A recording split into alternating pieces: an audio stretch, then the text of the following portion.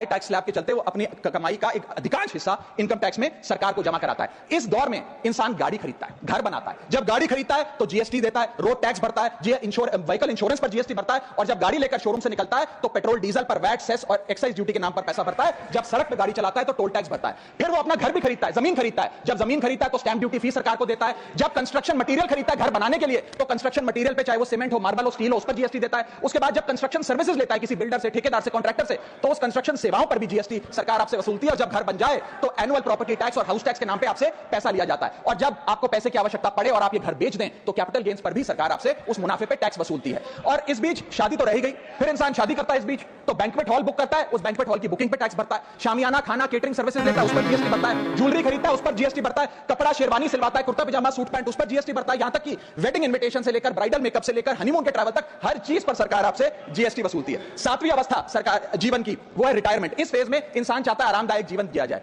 जो जीवन में कमाया उस कमाई के सहारे उसकी इंटरेस्ट पर, पेंशन पर जिया जाए। लेकिन इस अवस्था में भी सरकार पेंशन और इंटरेस्ट इनकम पे आपसे टैक्स लेती है। बूढ़ा हो जाता है, दवा दवाई इलाज की जरूरत पड़ती है तो हेल्थ केयर बिल पर, दवाइयों पर आपसे जीएसटी लिया जाता है। लाइफ इंश्योरेंस और हेल्थ इंश्योरेंस प्रीमियम पर तो जीएसटी लेती है। और इस दौर में वो अपनी वसीयत लिखता है, फैमिली विल। उस फैमिली विल पर जो लीगल फीस देता है, उस लीगल फीस पर भी उसे जीएसटी देना पड़ता है और स्टैंप ड्यूटी देनी पड़ती है। और आठवीं जीवन की अवस्था यानी कि जीवन की समाप्ति, जब उसका स्वर्गवास हो जाता है, उसके जीवन का अंत हो जाता है, यहां भी सरकारें उसका साथ नहीं छोड़ती। यहां पर भी सरकारें उस पर टैक्स लगाती हैं। जब कोई इंसान मरता है तो उसके अंतिम संस्कार में देसी घी, चंदन, गुड़, नारियल, इत्तर जैसा सामान इस्तेमाल होता है, उस पर भी जीएसटी लगता है। और जब उसके मरने के उपरांत अखबार में ऑबिचुरी की इश्तेहार छपाया जाता है, उस पब्लिकेशन ऑफ ऑबिचुरी न्यूज़पेपर पर भी 5% सरकार जीएसटी लेती है। और मरने के बाद जब प्रॉपर्टी उसके बच्चों को या परिवार वालों को दी जाती है, उस म्यूटेशन पर भी सरकार आपसे ड्यूटी सेस लेती है। यह है life cycle of taxation model. लेकिन मैडम, सबसे जरूरी बात यह है कि इतना टैक्स देने के बाद सरकारें हमें देती क्या है? मैं जानता हूं कि टैक्स सरकार के लिए जरूरी है, सरकार के लिए नहीं। जितनी सरकारें इस देश में रही सबने टैक्स लगाकर जनता से पैसा लिया।